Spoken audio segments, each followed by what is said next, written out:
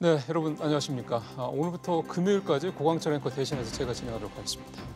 경제현장 오늘 시작을 하겠습니다. 정부가 오늘 국무회의에서 내년도 예산안 평선 그리고 기금 운용 계획안 작성 지침을 발표를 했는데 오늘 이 내용을 좀 집중 진단 시간에서 자세하게 다뤄보도록 하겠습니다.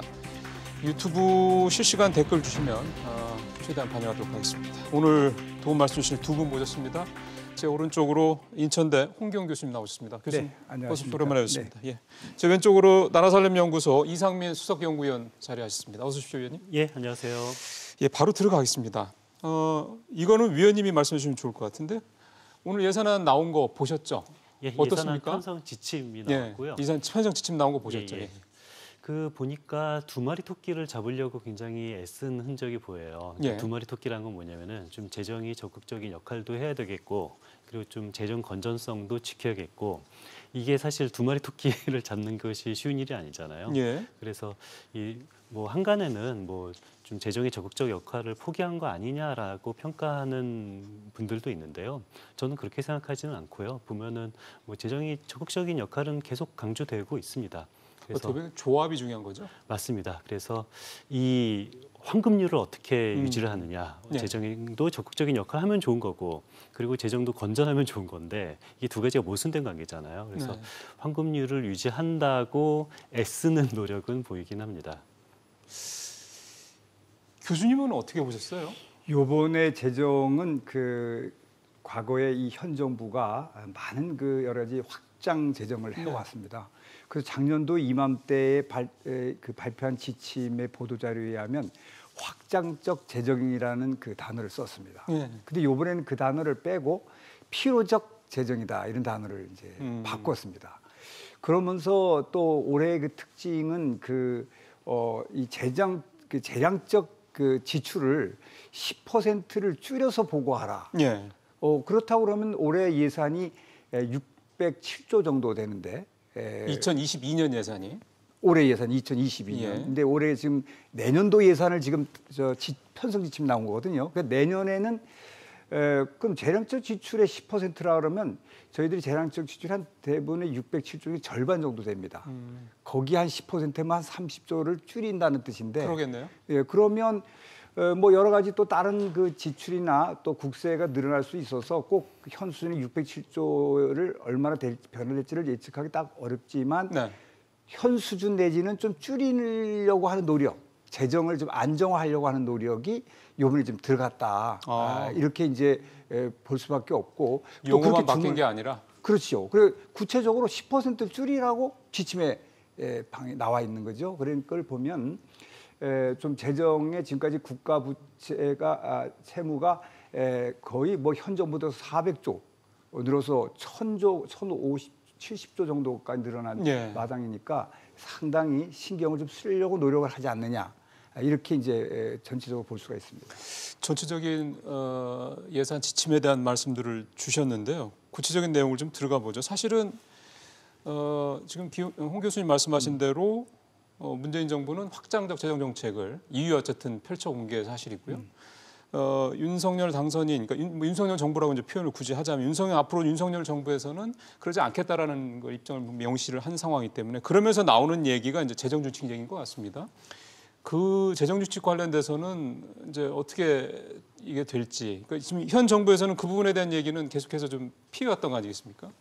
그렇죠. 그러니까 재정 준칙을 해야 된다, 말아야 된다라는 얘기는 계속 있어 왔는데요. 근데 과거를 보면은 항상 여야가 공수를 교대하는 식으로 재정 준칙 얘기를 했어요. 이게 무슨 소리냐면은 야당은 재정 준칙을 만들어야 된다라고 주장하고 여당은 그래 뭐 필요할 수도 있겠는데 한번 좀 더 생각해 보자라는 식으로 계속 밀어온 것이 계속 여야가 공수 교대를 했거든요. 또 여당이 야당이 될 때는 또 입장이 바뀌고 그래서 그런 식으로 재정 준칙은 뭐 여태까지 뭐 제대로 만들어진 적은 없죠.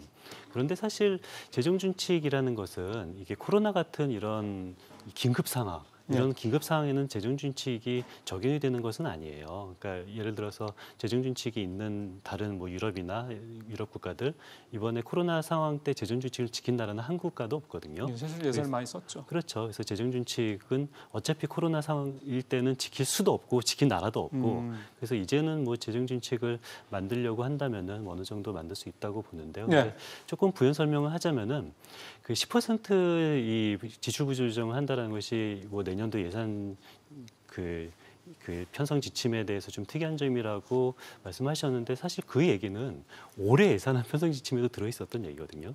그러니까 올해 예산 편성 지침이라는 것은 작년 이맘때 그렇죠. 나온 22년 편성 지침에도 뭐 이 재량 지출을 뭐 줄여야겠다라는 얘기는 매년 나왔던 거고 그리고 20년도부터 21년도, 22년도까지 이 총지출 증가율은 떨어졌어요. 그러니까 무슨 소리냐면은 총지출 자체는 늘어나고는 있었지만 증가율, 그러니까 20년도는 뭐 9% 넘었고요. 올해 같은 경우는 이제 한 8.9%로 매년 조금씩 내려가고 있으니까 아마 내년에도 계속 총지출 증가율이 더 올해가 8.9%거든요. 그래서 8.9%보다는 뭐 좀 덜 증가할 걸로 예측이 됩니다. 증가는 하지만 증가 폭이 증가율은 율이 올해 8.7%까지 되지는 않을 거다. 8.9%보다는 좀 낮지 않을까라고 예측을 합니다. 코로나 상황이 이제 올해까지 이제 어떻게 보면 이제 지금 정부 그러니까 방역 당국에서 나오는 얘기는 대략 뭐 한 상반기 중에는 어느 정도 좀 가라앉을 것 같다는 얘기들을 많이 하니까요. 아직 뭐 확신할 수는 없지만 그렇다고 한다 그러면 내년에 예산 지침을 짤 때 내년 예산안을 짤 때는 아무래도 이 코로나 이런 부분에 대한 예산에 대한 부담이 좀 덜하지 않겠습니까? 그러면 자연스럽게 뭐 소위 말하는 예산의 어떤 규모가 이런 부분이 올해보다는 줄어들 수 있지 않을까라는 그러니까 결국 재정준칙에 대한 필요성 여부에 대해서 좀 다시 생각해 볼 수 있지 않을까라는 생각도 좀 들어서요. 네. 코로나와 관련해서 이 본 예산에 올해 그 소상공인 등 이런 분들에게 한 10조 정도 편성하고요. 기타 뭐 이 다른 그 재원인데 대부분은 지금 요행이 2, 3년 그 동안에 코로나 시국이었는데 세금으로 보면 초과세수가 발생을 그렇죠. 했어요. 그러다 보니까 본 예산은 건드리지 않고 추경으로 세수 초과세수로 그거를 전부 다 들어간 소요를 충당하는 그런 형국이 돼서 그나마 재정적 운영에서는 총 지출은 늘어났지만은 재정 운영에서는 부담은 좀 덜했던 건 사실입니다. 그러다 보니까 제일 많이 나갈 때는 1년에 추경이 65조 정도, 55조 평균 한 50조 정도를 이제 썼습니다. 2, 3년 사이에 푹 썼는데 다만 이제 이러한 그 재난 지원성 이런 예산은 앞으로 그 코로나 시국이 어떨지 모르지만 좀 잠잠해질 거로 생각이 좀 더 된다면 추가적인 세수는 없을 거로 보입니다만은 그런 한편 초과 세수의 그런 발생 가능성도 상당히 없다고 보는 것입니다.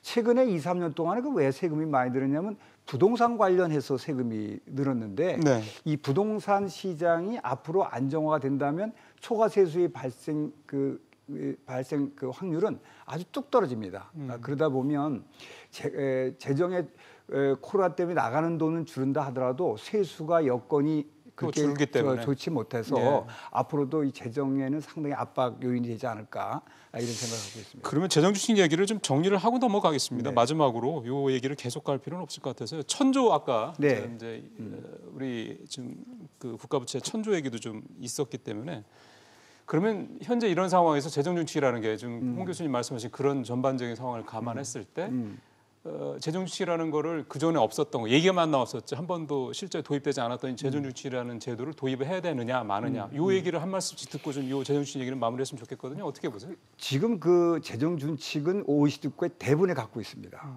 그리고 독일은 헌법에도 있습니다.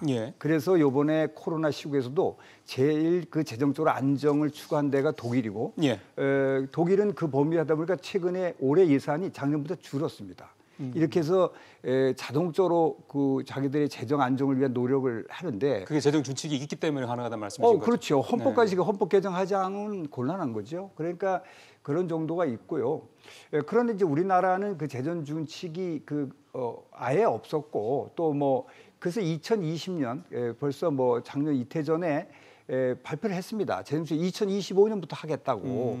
그러면서 그때도 국가 채무 비율을 60%로 하고 재정 수지 마이너스 3%까지 막는 범위 내에서 하겠다. 그러니까 재정 지출이 늘어도 예산에서 3%포인트를 더 늘려서 지출을 하지는 않겠다. 뭐 이런 식이죠.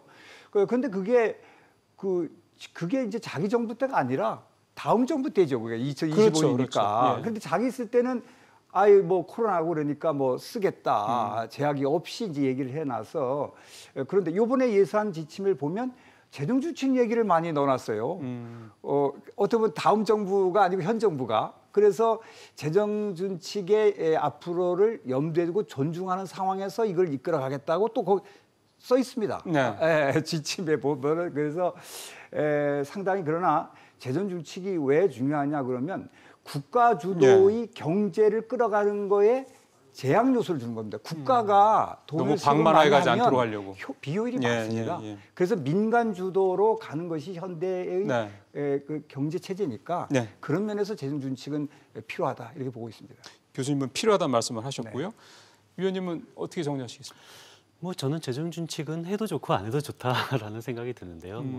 뭐 독일이나 뭐 유럽 국가들은 다 있는 것은 사실이죠. 근데 독일 같은 경우는 특히 잘 지적해 주신 대로 헌법에까지 있는데, 근데 독일 헌법은 이렇게 연성헌법이에요. 그러니까 우리나라처럼 87년도 헌법이 계속 유지되는 것이 아니라 계속 이렇게 바꿀 수 있는 헌법이 개정이 독일 계속된다는 헌법이거든요. 말씀이신 그렇죠. 거죠? 그래서 계속 상황에 따라서 바꿀 수 있는 것이 독일 헌법인 거고요.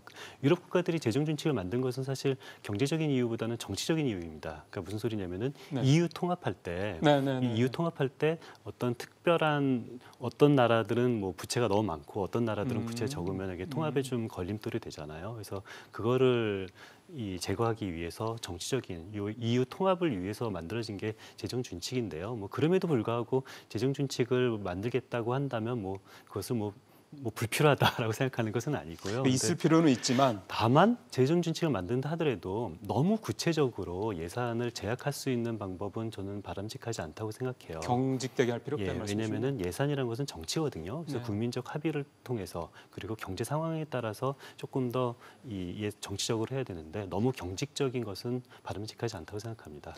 알겠습니다. 재정 준칙 얘기는 이 정도 해서 마무리하겠습니다. 추경 얘기를 좀 해보죠. 시청자 여러분께서 뉴스를 통해서 이미 알고 계시는 것처럼 문재인 대통령과 윤석열 당선인과의 회동에서 이 추경 얘기가 나왔습니다. 좀 더 구체적으로는 이제 소상공인 지원을 위한 추경 편성 이렇게 얘기가 나왔는데요. 아시는 것처럼 윤 당선인 쪽에서는 이제 50조 얘기를 이미 꺼내놨고요. 민주당에서도 이제 이 부분 관련해서 이제 여러 가지 얘기들을 좀 계속 내놓고 있습니다. 이 소상공인 손실보상 관련 추경 50조 얘기를 좀 현실성 얘기를 좀 해보도록 하겠습니다. 요거는 이제 위원님한테 먼저 좀 얘기를 해보죠. 두 분이 일단 얘기를 했고 이 부분에 대해서는 양자 간에도 특별히 무슨 이견이 있었던 것 같지는 않습니다. 기본적으로 추경을 편성을 한다. 50조라는 걸 차치하고 이 부분에 대해서는 얘기가 된 것 같은데 결국 이제 만들어야 되는 거지 않습니까? 그렇죠. 이거를 현실성 어떻게 보세요? 그 추경하는 것이 뭐 다음 정부에서 추경하는 것을 이번 정부가 뭐 반대할 수는 없죠. 당연히 반대할 수 없고 당연히 존중해야 되는 것이 원칙인데요. 문제는 추경 시점을 언제 할지는 아직 정해져 있는 것은 아니고요. 근데 여기서 중요한 것은 50조 원의 재원을 어떻게 마련할 것인지가 중요한데요. 근데 이 당선인 측은 50조 원의 재원을 상당 부분은 지출 구조 조정을 통해서 마련한다라고 말을 하고 그리고 국채 발행은 최소한도로 하겠다라는 것이 당선인의 계획이에요. 지출 구조조정이라는 얘기는 그러니까 쓸 돈 같은 거 좀 아껴서 그렇죠. 만들겠다 이거죠? 지금 현재 지출되고 있는 부분을 줄이고 거기서 마련한 돈으로 이런 50조 원 이런 자영업자들을 위해서 쓰겠다라는 건데 뭐 이론적으로는 좋죠. 뭐 지출 구조조정을 통해서 불효불급한 예산을 이렇게 줄인다라는 것은 뭐 이론적으로는 좋은데 근데 문제는 이 지출 구조조정을 통해서 얻을 수 있는 재원의 한계를 명확히 인식을 하고 국민들에게 솔직하게 동의를 구하는 것이 필요해 보입니다. 그 얘기는 50조를 지출 구조조정에서 만들 수 없다는 말씀이세요? 만들 수 없다라는 확실하게 저는 생각하고요. 그러니까 왜 그러냐면은 600조 원 올해 600조 지출인데 이 중에서 재량 지출이 한 절반이니까 300조 원이거든요. 근데 재량 지출 중에서도 인건비나 국방비 인건비 같은 경우는 사실 줄일 수가 없어요. 예. 그래서 그 인건비, 국방비 빼놓고서는 한 200조인데 200조 원에서 10%를 줄여봤자 한 20조 원입니다. 근데 10% 줄이기 쉽지 않거든요. 그래서 한 5% 줄여면은 최대한 10조 원 정도 마련할 수 있지 않을까. 지출 구조정을 통해서는. 그렇죠. 예, 10조 원이 또 굉장히 많이 지출 구조정을 한 거고요. 그 이상은 저는 불가능하다고 봅니다. 알겠습니다. 그러면 그 이후 얘기는 좀 다시 여쭤보도록 하겠습니다. 교수님은 지금 일단 위원님이 50조를 지출 구조정을 통해서 마련하는 건 현실적으로 불가능하다는 말씀을 하셨기 때문에 그럼 그거에 대한 교수님의 말씀 좀 듣고 싶네요. 가능할 거라고 보세요?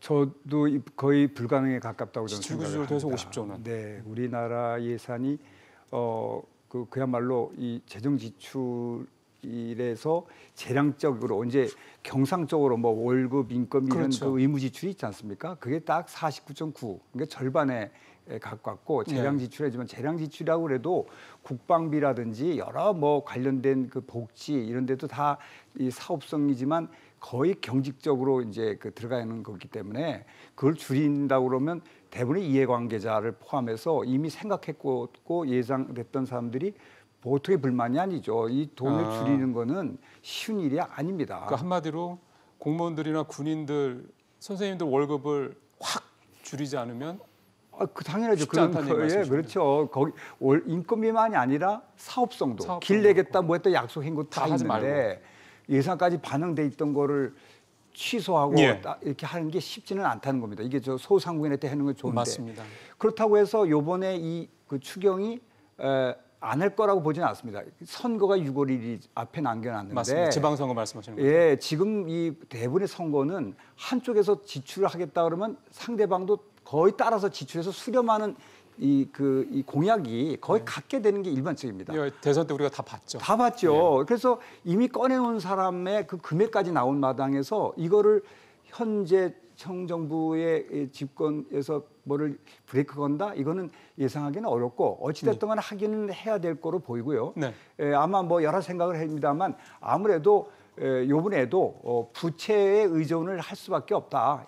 상당한 수는. 그러면 그렇지 국채 발행 아니하고는 같은 거 말씀하시는 예, 거구나. 그렇습니다. 예. 국가 채무죠. 이거를 늘리는데 다만 국가 채무도 지금 1,075조가 올해 예상돼 있는데 거기다 또 한 수십조, 50조 막 붙으면 올해만도 GDP가 한 2,000조 됩니다. 우리나라. 예. 거기에 뭐 포인트로 한 2%포인트가 더 올라가는 아주 그 엄청난 네. 규모입니다. 그래서 이거는 상당하고 국방비도 50조인데 이런 거를 생각해 보면 어려운 점이 많을 것으로 이렇게 예상이 됩니다.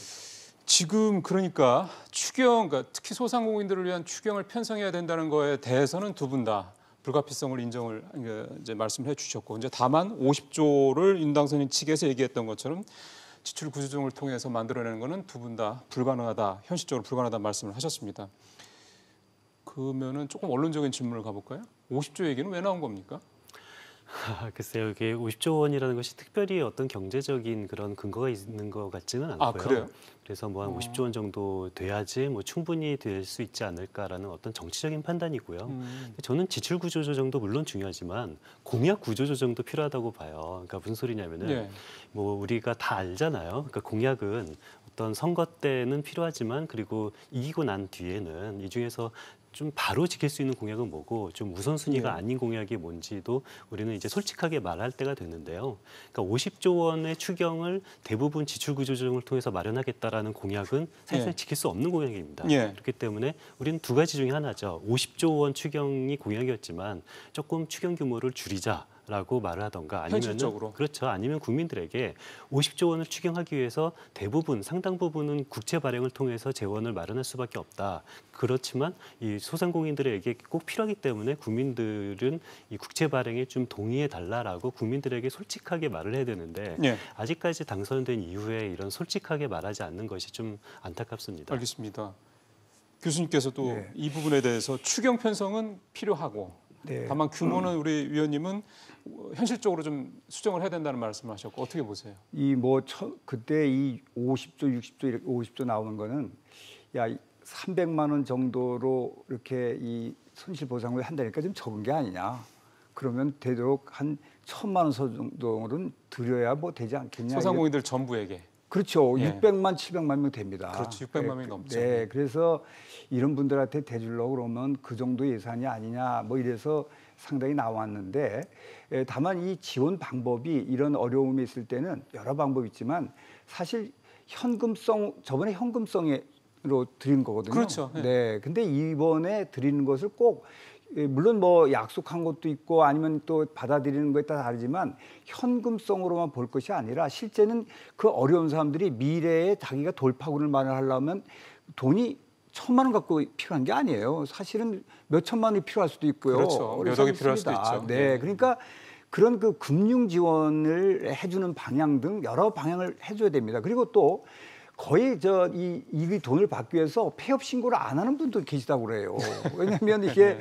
하면은 사업자가 아니니까 못 맞아요, 받죠. 못 받죠. 네. 그러니까 이런 등등의 불합리성도 상당히 있기 때문에 우리가 좀 더 다변화시킬 필요는 있다고 봅니다. 일종의 패키지로 뭐 종합적으로 뭔가 지원해야 된다는 말씀이시네요. 그렇습니다. 우리가 지금 현재는 대부분은 돈 1,000만 원을 받는다 이런 쪽에 이제 가깝게 생각하는 경향이 있는데 이런 것도 함께 한번 그 정치권에서 여야가 얘기를 하면서 그게 무슨 약속의 위반이라고 네, 보다는 여러 가지 고려를 해볼 필요가 있지 않겠냐 이런 생각을 갖고 있습니다. 사실은 그 재원 마련 관련해서는 민주당에서도 얘기가 나왔었죠. 그러니까 지출 구조적으로는 불가능하다. 그러니까 국채 발행이 불가피하다 얘기를 했고요. 뭐 민주당 측에서도 나라 빚이 뭐 1,000조 넘는 상황을 모르는 건 아닌데 현실적인 얘기를 했을 거라는 생각이 듭니다. 그러면 지금 양쪽 두 분 다 말씀이 또 이제 지방선거도 앞두고 있는 상황에서 민주당에서 소상공인들은 추경을 하자는 것 자체에 대해서 반대하지는 않을 거고 그 현실적으로 이 추경은 결국은 새 정부로 넘어가기 직전에 뭔가 될 가능성이 높은데 솔루션을 어떻게 좀 만들어내야 될까요? 사실 민주당이 172석 갖고 있는 상황에서 민주당이 반대하면 안 되는 거 아닙니까? 그렇죠. 근데 말씀하신 것처럼 반대하기는 어렵죠. 이게 그러니까요. 지방선거를 앞두고 뭐 어느 반대를 하지는 않겠는데 그렇지만 어떤 좀 규모를 줄이는 방법도 있고 그리고 이런 금융 지원을 강화하는 방법도 저는 충분히 가능하다고 봅니다. 그런 식으로 뭔가 해결 방안을 찾아야 되는데요. 가장 중요한 것은 솔직하게 국민들에게 동의를 구해야 되는 거죠. 솔직하다라는 얘기는 솔직하다는 것은 빚을 더 낼 수 있다 이 빚을 더 낼 말씀이신 수밖에 없다라는 얘기를 뭐 구체적으로 말을 할 수밖에 없고요. 그리고 예. 지출 구조 조정을 그냥 해라라고 기재부한테 말하면은 기재부는 사실 작년 기재부가 재작년 기재부가 올해 기재부도 마찬가지 아닙니까? 똑같죠. 그렇기 때문에 이거 정말 지출 구조 조정이 진정성 있는 지출 구조 조정을 하고 싶으면은 인수위에서 구체적으로 지출 구조 조정 대상을 지정을 해야 돼요. 네, 그러니까 네. 예를 들어서 뭐 디지털 뉴딜을 줄여라, 아니면 일자리 예산을 줄여라, 뭐 교육 예산을 줄여라, 복지 예산을 줄여라, 뭐 여성 예산을 줄이자, 아니면 SOC를 줄이자 이런 식으로 구체적으로 지출 구조 조정 대상을 말하지 않고 그냥 기재부한테 알아서 지출 구조 조정을 만들어 오라라고 한다는 것은 아무거나 주세요라는 것은 요리사가 제일 어려워하는 거거든요. 네, 알겠습니다. 이건 이제 마찬가지 질문을 교수님한테 드릴 텐데 그러면은 추경은 만들어야 되는 거고 추경은 돼야 될 거고 소상공인들이 어려운 사실은 뭐 다 아는 거니까요. 그렇다고 그러면은 민주당도 추경을 하는 거에 대해서는 어쨌든 반대를 하진 입장은 아닌 상황이니 어떻게 좀 이 추경에서 소상공인들을 위한 추경안을 만들어내는 뭐 어떻게 좀 찾아야 될까 해법을? 이게 지금 어찌됐든 간에 그 협력을 하더라도 그 기록에는 4월 달에 뭐 다 이렇게 통과시키고 그러면 현 정부가 그렇죠. 통계 잡히는 거죠. 5월 9일까지. 이게 왜냐하면 지금도 상당히 400조 넘게 부채 채무를 늘렸다고 하면 지금 여러 가지 소리를 듣고 있는데 자기의 그 몇십 조를 플러스하는 게 어려운 점이 있을 겁니다. 그래서 저는 이게 뭐 하루 이틀에 되는 게 아니고 뭐 출범이 예. 현 정부 한 달 좀 넘었는데 그동안에 상당히 서로 공유하고 또 자료도 뽑고 해서 5월 달에 그 출범하고 제출하고 이런 절차가 그래서 서로 간에 부담을 느끼지 않게 하면서 정치적으로 네. 해결할 수 있는 방안을 찾는 것이 현명하고요. 네, 네. 지금 뭐 보름 더 땡겨온다고 될 일은 아니고 서로가 그래도 정치적인 여러 가지 생각할 게 있기 때문에 그래서 어느 정도는 이 추경은 해줘야 될 것 같고 네. 규모를 이렇게 적절히 조정할 필요가 있지 않나 이렇게 생각합니다. 교수님 말씀은 굳이 이번 정부에서 할 필요가 뭐 있느냐? 새 정부가 출범하면서 이렇게 딱 뭐 좋은 소식이니까 이렇게 해주는 게 낫지 않겠냐? 그러려면 어떻게 보면 이제 거의 4월 내에는 이제 추경의 구체적인 규모도 돼야 될 테고 누구한테 얼마를 지원할 거 이런 것들 좀 얘기가 나와야 될 거고 할 텐데요. 그럼 이제 결국 그런 얘기들에 대한 구체적인 그러니까 강론을 준비를 해줘야 되는 게 결국 인수위원회일 텐데 좀 전에 위원님 말씀하신 걸 제가 듣다 보니까 인수위원회에서 그런 구체적인 대상을 지정을 하지 않는다. 안 해줬다 말씀하셨단 말이에요. 인수위에서 예산 전문가가 없습니까? 뭐 글쎄요, 뭐 제가 잘 아는 예산 전문가는 없어서요. 그래서 이게 도대체 인수위에서 누가 이 재정 정책을 다루는지 좀 더 알아봐야겠습니다. 그러면은 인수위에서는 그렇게 따지신 물론 저희가 확인을 해본 건 아니기 때문에 이렇게 섣불리 말씀드릴 수 없습니다만 그럼 인수위에서 기재부와 협의를 해서 구체적으로 뭐 추경을 대략 뭐 50조를 이제 현실적으로 20조를 예를 들어서 20조로 뭐 하자 그리고 20조를 이제 어떻게 하자 뭐 소상공인 누구를 대상으로 해서 얼마씩 주자 뭐 이런 식에 대한 구체적인 강론을 짜는 게 가능할까요? 네, 지금 뭐 그 인수위원과 전문위원회 상당수 예산 전문가 또 그 예산 담당했던 차관, 기재부 차관 등 간사를 포함해서 참여하고 있습니다. 있어요? 그래서, 예. 그래서 아마 이 빨리 이게 6월 1일 전에 뭔가를 하고자 할 겁니다. 여야가 다. 왜 그러냐면 선거가 있기 때문에. 그렇죠. 네, 그래서 출범하자 즉각 뭐 할 수 있는 그 여러 가지 여건을 해주고 시행은 5월 초에 하더라도 그래서 이러한 그 이 부담을 현 정부가 부담을 느낄 수 있으니까 구체화해서 어느 쪽에 정부 지출을 구조 조정한다 그러면 어느 쪽을 당신이 앞으로 줄이고 싶으냐 하는 건 당연히 인수위에서 얘기를 해줘야 준비할 거로 보이고요. 예. 그런 상황이 된다면 여야가 그 4월 달에 좀 거의 합의를 하고 실행은 5월 뭐 출범하자 곧바로 하면 여러 가지 그 선거도 대비하고 시기적으로 그렇게 큰 무리는 없지 않겠냐 이런 생각을 갖고 있습니다. 그렇게 된다 그러면은 새 정부한테는 이제 일종의 이제 구정부가 주는 선물 같은 역할을 할 수도 있겠군요. 배려일 수 배려죠. 있죠. 네네. 네, 네. 그러면 이제 이 부분에 대해서 우리 위원님 말씀도 좀 들어볼까요? 이게 좀 교수님께서는 예산 전문가들 분명히 있으니까 크게 걱정할 문제는 아니다라고 말씀을 하셨기 때문에 민주당에서도 추경에 대한 필요성을 인지하고 있으니 그러면 4월 중에는 어느 정도 추경에 대한 구체적인 규모라든가 강론들이 나올 수 있겠다 이렇게 봐도 되는 겁니까? 뭐 그렇게 돼야죠. 뭐 5월 달에 되기 위해서는 4월부터 좀 정치권 사이에서 논의가 되어야 될 것 같고요. 근데 예산은 정치예요. 그러니까 예산은 기술자가 하는 것이 아니라 정치적 타협을 통해서 하는 것이 예산이기 때문에 네. 뭐 지출구 조정한다면은 어느 분야를 줄여야 될지는 이건 전문가의 영역이 아니라 이건 네. 정치적인 영역인 거고요. 그리고 전체 손실보상금을 이게 1,000만 원 줄지 300만 원 줄지도 이것은 사실 뭐 전문가의 영역이라기보다는 정치의 영역이거든요. 그렇기 때문에 좀 더 여야가 잘 합의를 해서 어느 정도 큰 규모와 방향성에 대해서 4월 달에 합의를 하고 5월 달에 지출을 하는 것이 가장 좋은 방법일 것 같습니다. 그러면 이제 마지막 질문 두 분한테 각각 드리겠습니다. 교수님, 이거 되려면 서로 조금 어쨌든 좀 정치적인 부분이 굉장히 큰 부분이니까 민주당이 협조 안 하면 사실 어려운 거고요. 서로 뭘 좀 양보를 해야 되지 않을까요? 어떤 게 좀 가장 중요한 포인트가 될까요?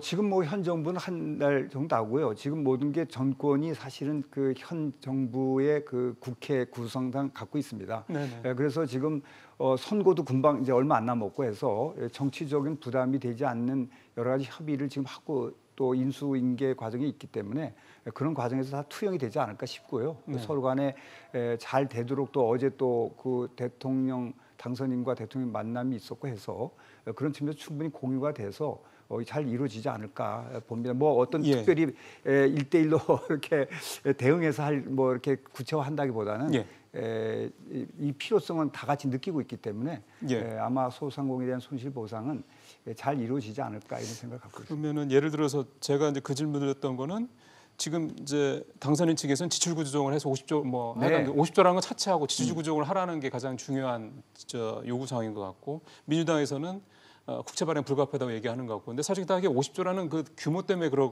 거라도 볼 수 있어서 그러면 서로 이제 지출 구조정을 뭐 네. 일부 하고 또는 예를 들어 국채 발행도 일부 이제 인정 뭐 받아들이고 뭐 이런 식의 네, 그렇습니다. 조정이 필요하지 않을까 그 싶어서. 정부 지출 구조는 전반적으로 앞으로 향후 문제이기 때문에 근데 이미 그 올 예산의 40%는 이미 다 썼습니다. 그렇죠. 예, 네. 그래서 이런 것들에 대한 것은 차기 정부가 분명히 메시지를 여기 줘야 됩니다.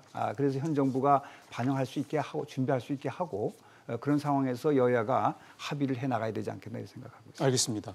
우리 위원님께서는 성사 대규위한 뭐 어떤 필요한 부분들 어떤 게 있다고 보세요? 좀 여야가 잘 합의가 될 것 같고요. 왜냐하면은 허니문 기간이라는 말이 있잖아요. 그러니까 지금 새 정부가 출발하고 이 허니문 기간에는 그렇게 뭐 당선인이 하자라는 거를 반대하지 않는 것이 또 정치적 관행이기도 하고요. 그래서 어떤 이 인수위 측에서 제시한 그런 추경 규모나 추경 방향에 대해서 민주당이 특별히 이렇게 반대하지 않을 거라고 생각을 합니다. 그래서 뭐 잘 진행이 되지 않을까라는 생각이 듭니다. 알겠습니다. 오늘 나온 내년도 예산안 지침, 그러니까 예산을 앞으로 어떻게 내년 예산을 어떻게 짤 거냐에 대한 가이드라인이죠, 일종의. 그거에 대한 내용을 중심으로 해서요, 추경 얘기까지 좀 나눠봤습니다. 오늘 도움 말씀에서 홍경 인천대 교수님, 이상민 나라살림연구소 수석연구원 두 분하고 말씀 나눠봤습니다. 두 분 말씀 잘 들었습니다. 네, 고맙습니다. 예, 감사합니다. 예.